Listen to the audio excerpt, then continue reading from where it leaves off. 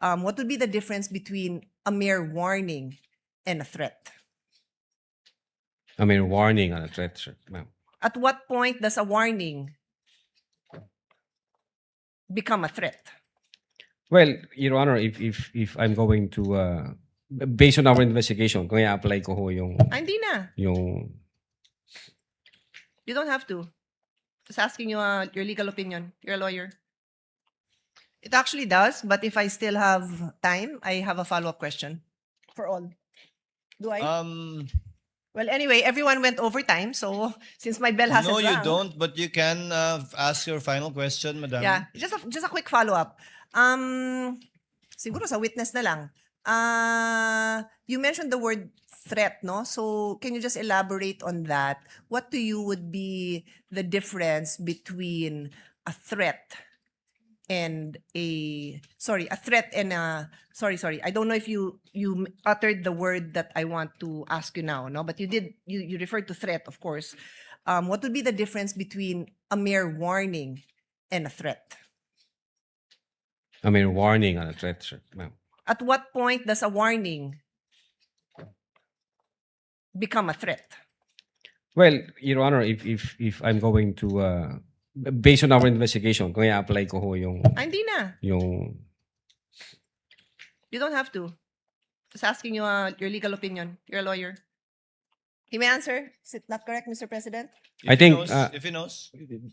just in my own opinion, although warning is maybe there is a what we call an event-based condition. Pwedeng ganon na pag inulit mo itong gagawin ko sa'yo. Pwede hong warning yon. Di ba ganun din yung threat? Yung threat, Your Honor, pag ang threat is with a condition, pwede ho siyang mag-fall ng ganon. Pag sinabi ng threat is, pag ginawa mo to, ito ang gagawin ko sa'yo. Papatayin kita. Papatayin ko yung pamilya mo. Papatayin ko yung ganyan. So para siyang nag-overlap, depende sa appreciation ng for us ng investigator, Your Honor. But insofar as the NBI Cybercrime Division is concerned, what we did is we established the elements of the grave threats based on the surrounding facts and circumstances, and then we conclude that indeed nag-violate ho ang ating Vice Presidente. Okay. Attorney Lutok, warning in Filipino is babala. Yes, opo. Threat in Filipino is banta. Yes, Opo ba? opo. Kaya di ba, babala, bawal magtapon ng basura dito. Warning. Pwede po yun, sir. Di ba? Ang tanong ni Senator Pia, kailan nagiging banta yon? Well, depende ho sa konteksto siguro, Your Honor. May warning din po kasi na I warn you. Sasabi ko, pag inulit mo to, ito nang mangyayari sa'yo. May konteksto ho na ganun, Your Honor.